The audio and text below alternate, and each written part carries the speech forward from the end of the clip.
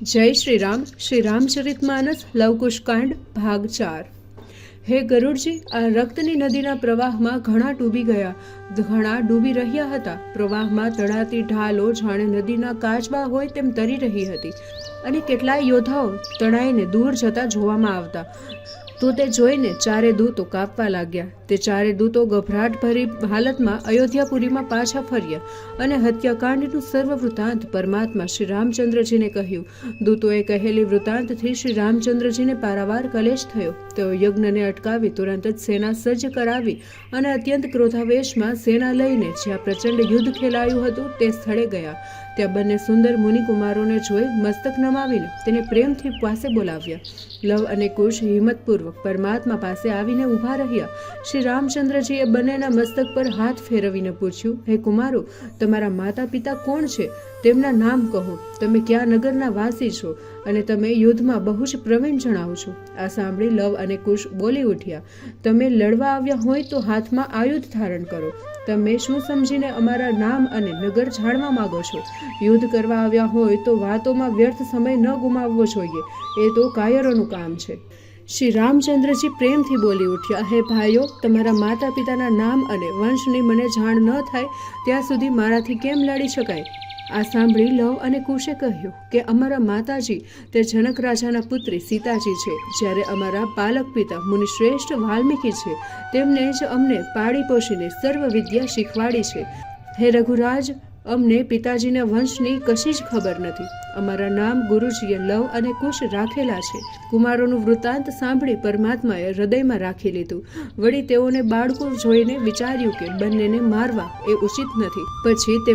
પછી તેઓ બોલી ઉઠ્યા કે અમારી સેનાના યોદ્ધાઓ તમારી સાથે લડશે અને તમારી લડવાની હોશ પૂરી કરશે. આમ કહી તેમને અંગદ, નીલ, જામવંત અને સુગ્રીવ આદિ સેનાપતિઓને બોલાવ્યા.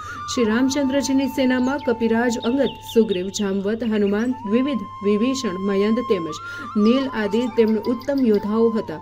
તેમને શીઘ્ર બોલાવીને કરુણાનિધાન શ્રી રઘુનાથજીએ હસીને કહ્યું, દુશ્મનો અને દુષ્ટોનો અહંકારને તોડનાર લક્ષ્મણજી, શત્રુઘ્નજી આદિ યુદ્ધભૂમિમાં પડ્યા છે. તેમને પોતાના પરાક્રમથી રાવણ આદિ પ્રચંડ રાક્ષસોને હણ્યા છે.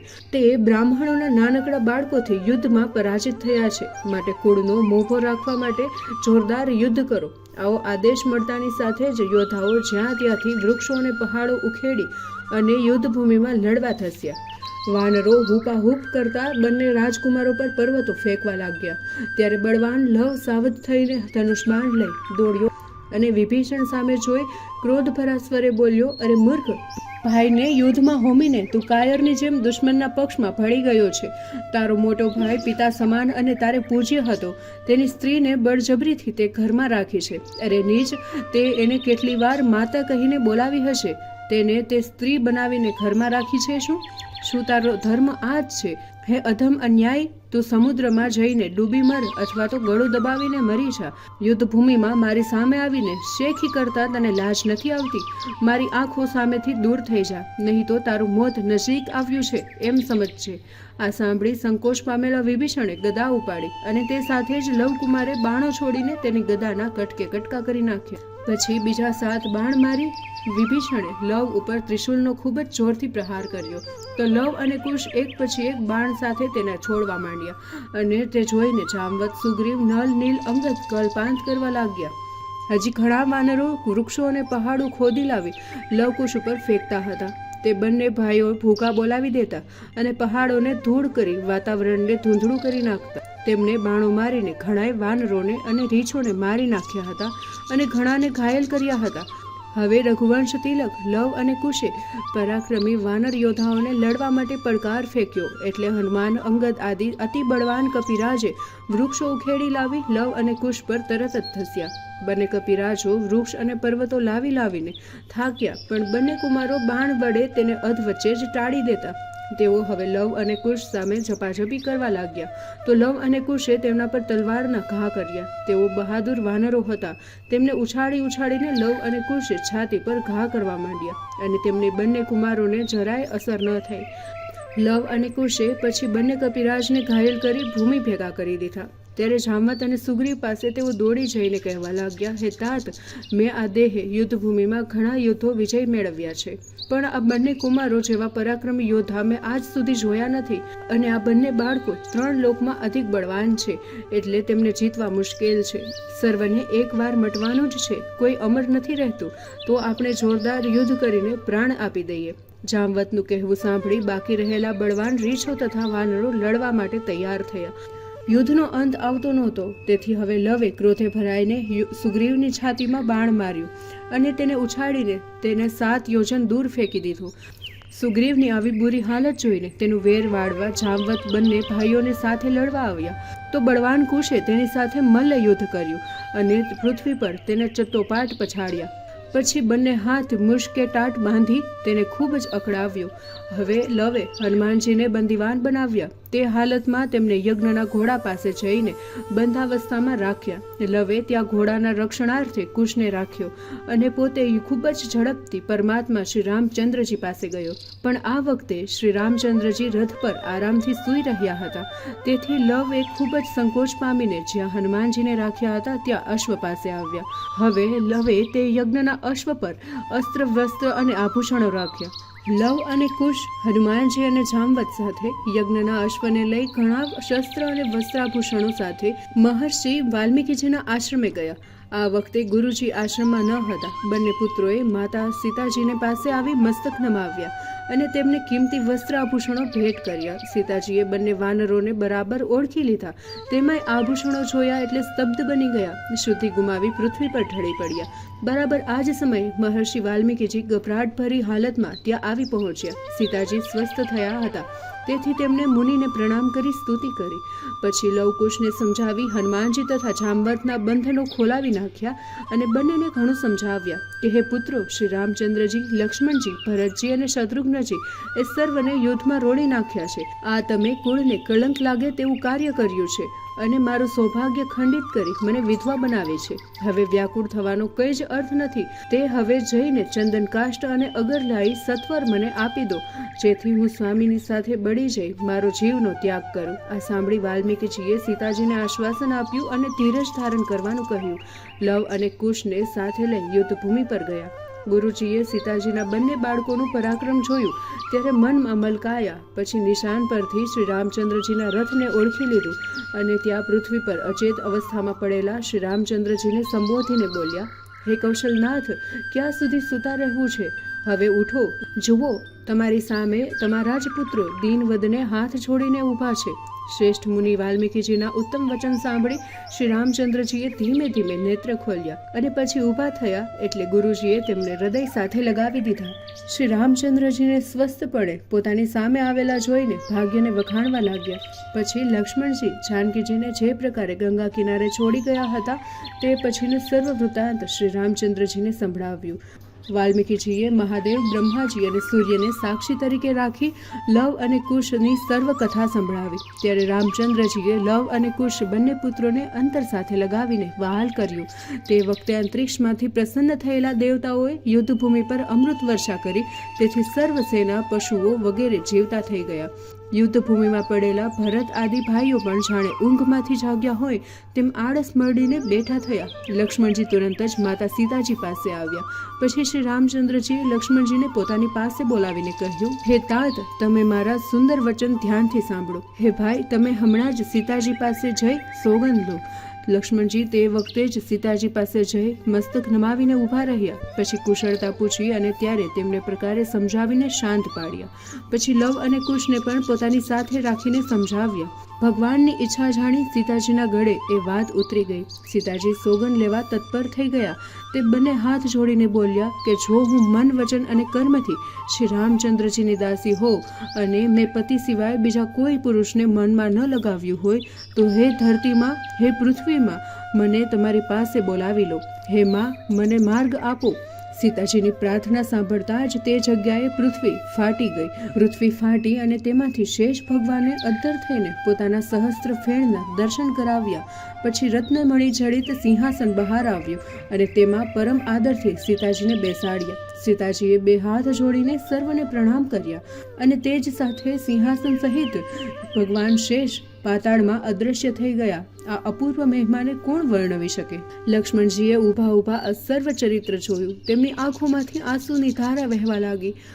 કૃપાનિધાન પરમાત્મા શ્રી રામચંદ્રજીએ આ અગાઉ જ જાણી લીધું હતું કે સીતાજીને મારા સ્વધામ ગમનની ખબર પડી ગઈ છે, તેથી જ તે મારા જવા પહેલા ચાલ્યા ગયા છે.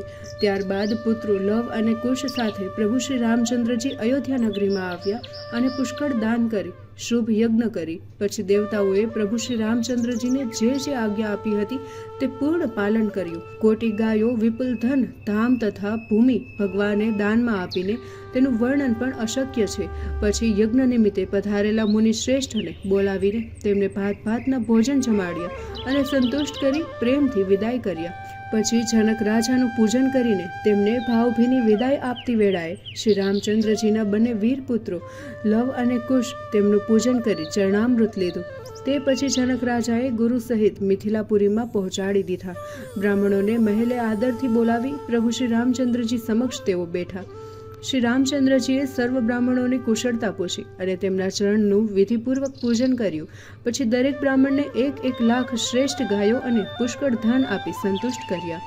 યજ્ઞ નિમિત્તે હવતપુરીમાં પધારેલા ઋષિ મુનિઓ તથા સજ્જનો શ્રી રામચંદ્રજીને મળી પોતપોતાના સ્થાને ચાલ્યા ગયા.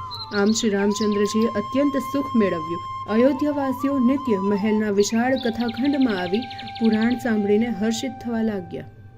પવિત્ર અયોધ્યાપુરીમાં જે જળ અને ચેતન જીવો હતા તે સર્વ પ્રકારે સુખી હતા. નિત્ય તેમના સુખના વધારો થયો અને તે જાણીને ઇન્દ્રને પણ ઘણો જ આનંદ થયો. આમ સુખરૂપ કેટલોય કાળ વીત્યા બાદ શ્રી રામચંદ્રજીને પોતાના સ્થાન પર જવાનો સમય થયો.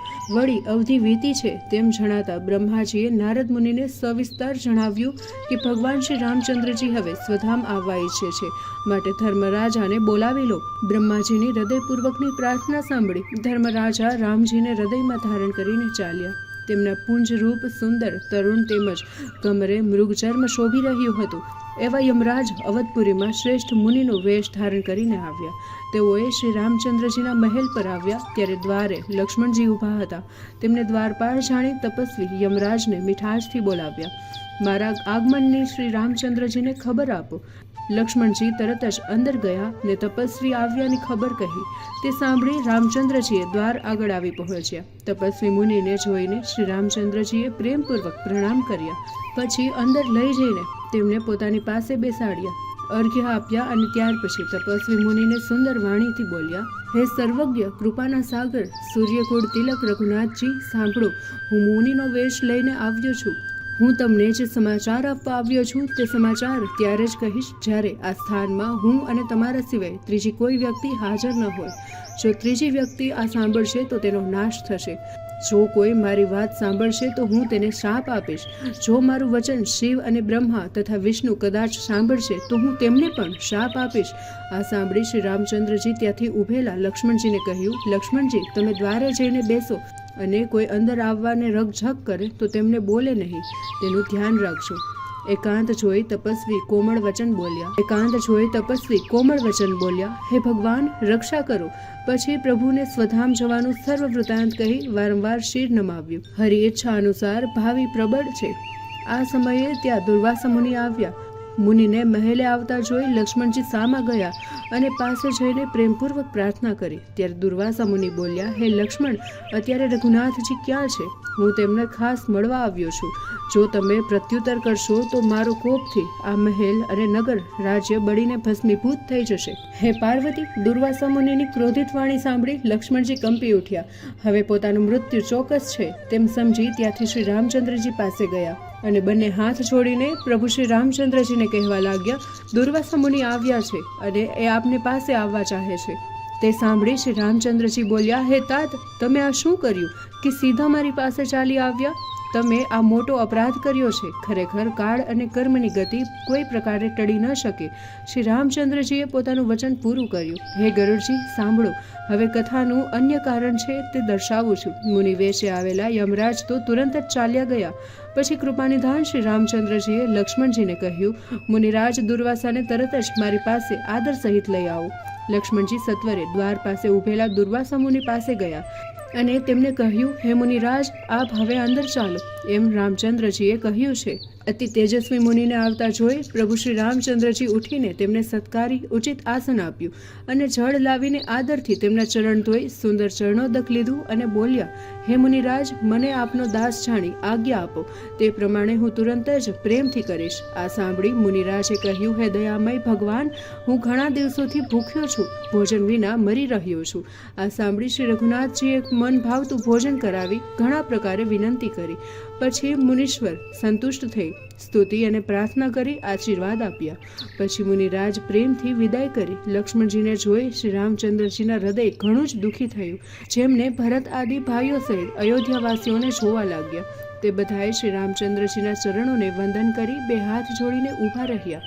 તેમનું મુખ જોઈને ભરત તથા શત્રુઘ્ન ઘણા જ કંપવા લાગ્યા. આ જોઈ ભગવાન શ્રી રામચંદ્રજીના કમળ સમાન નેત્રમાં જળ ભરાઈ આવ્યું. દુઃખી થયેલા ભગવાનને સર્વ વાત ભરતજીને કહી, હે ભરત, હવે તમે જઈને ગુરુને આદર સહિત જલ્દીથી અહીં બોલાવી લાવો.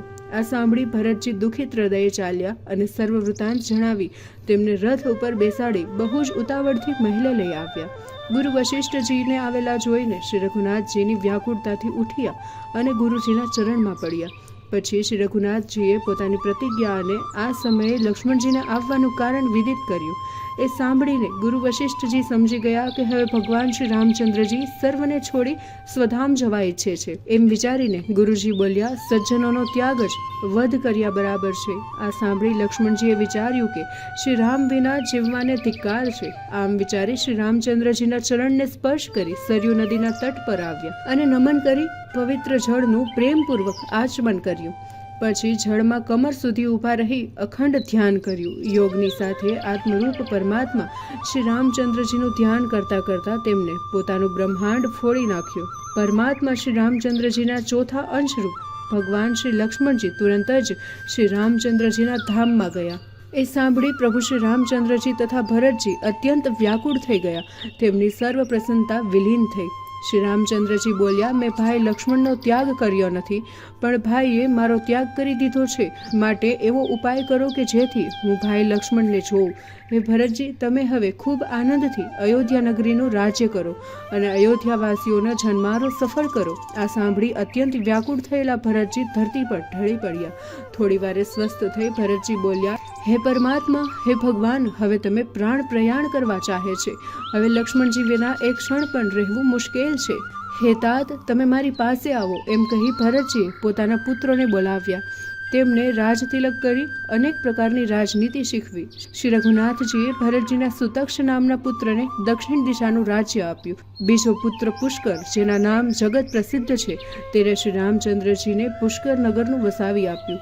પ્રથમ દૈત્યને હણીને જ્યાં અનેક નગર વસાવ્યા હતા તે દિશામાં શ્રી રામચંદ્રજીએ ભરતજીના પુત્રને ઈચ્છા અનુસાર રાજ્ય આપ્યું. હવે લક્ષ્મણજીના બે ધીર, ગંભીર અને વીર પુત્ર ચિત્રકેતુ અને ચિત્રાંગત હતા.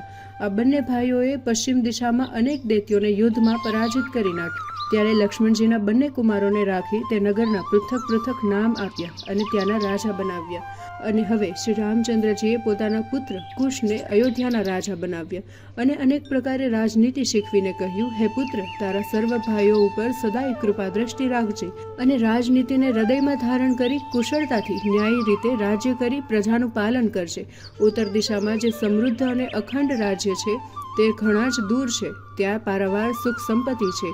ત્યાંનું રાજ્ય કૃપાનિધાન શ્રી રામચંદ્રજીએ પોતાના પુત્ર લવને આપ્યું. જ્યારે લવે લવપુર નગર વસાવ્યું અને વિકસાવ્યું, જે હાલમાં લાહોર તરીકે પ્રસિદ્ધ છે. ત્યારે આ લવપુર સમાન સમૃદ્ધ અન્ય કોઈ રાજ્ય ન હતું.